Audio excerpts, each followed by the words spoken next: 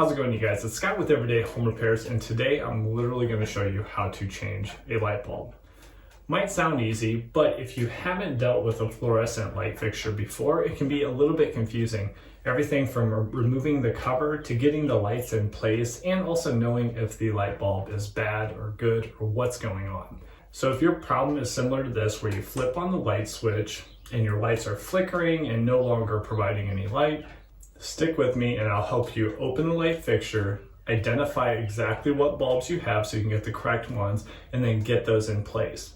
Additionally, if that doesn't solve your problem, at the end I'll walk through a few other options or troubleshooting steps to get you back up and running. So let's take this cover off and see what we're dealing with. So most of these covers are pretty easy. This is an externally mounted fixture, which can be a little bit different if you're dealing with the fluorescent lights that are mounted, let's say, in a drop ceiling.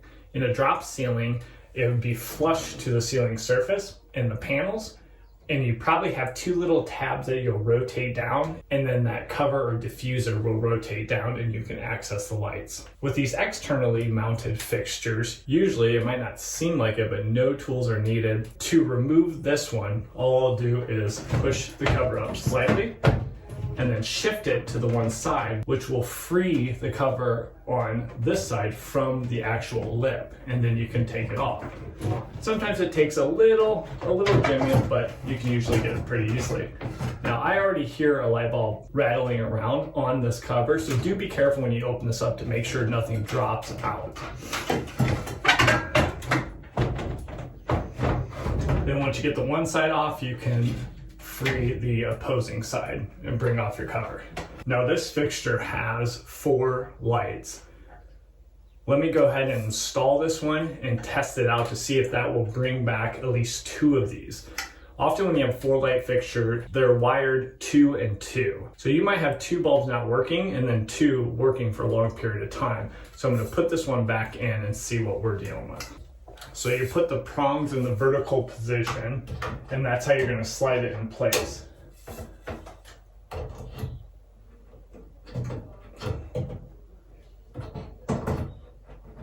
Then once you get it within the holding brackets, you just rotate it 90 degrees. Now I'll give you a close-up here in just a minute or so to show you in more detail how to get that mounted, but I want to test this slide out.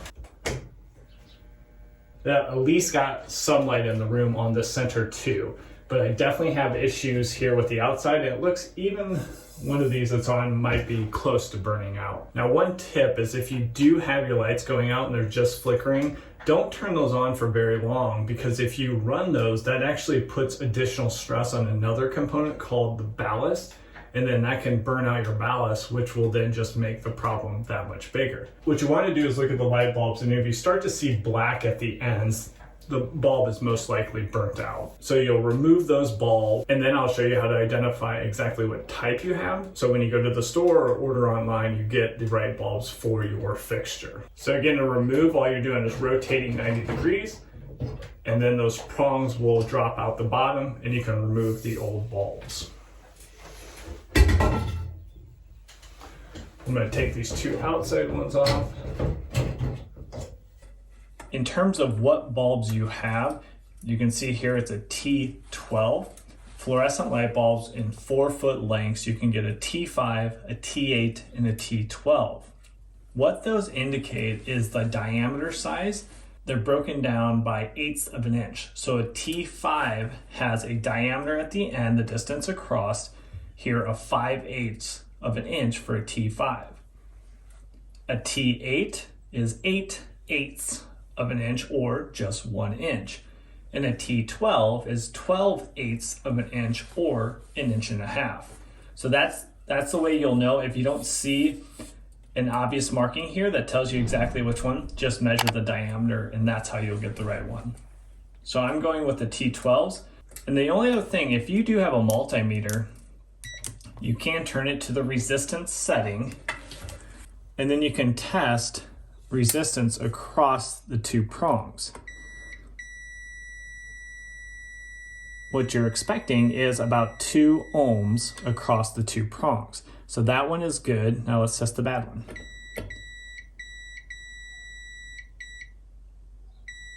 Yeah, so we do not have what's called continuity across these two. So that again reinforces that this bulb is bad.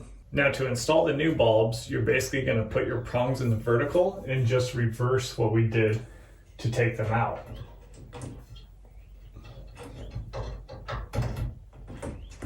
So you pass one end in, get the other end in as well.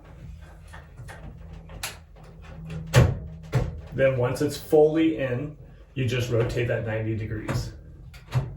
And then you'll feel it kind of go over center into place.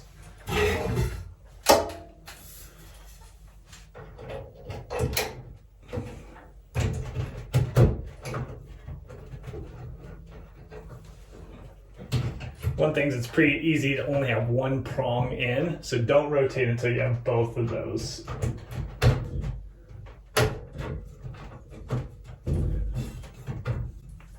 All right, so now let's flip the switch. So now we're back up and running, and all I have to do is put on the cover.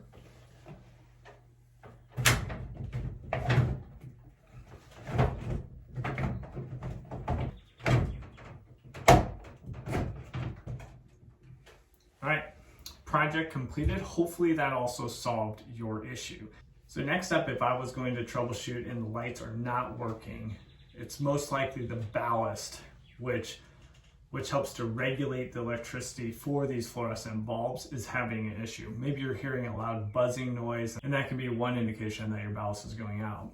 The industry is moving towards a plug-and-play LED replacement for these style T8 and T12 light bulbs. You can get them at pretty much any of your home improvement stores. And if I didn't have those extra fluorescent light bulbs around, I probably would have just switched over to the LEDs. You can look down in the description and I'll give you the normal fluorescent replacement lights for the T12s that we replaced, but also the plug and play LED equivalent. And then if you have any other questions on your specific instance, jump down in the comments and let me know, and I'll do my best to help you out. Before you take off, don't forget to subscribe to the channel. We have multiple videos coming out per week to help you with small repairs like this around the house, and we'll catch you on the next one. Take care.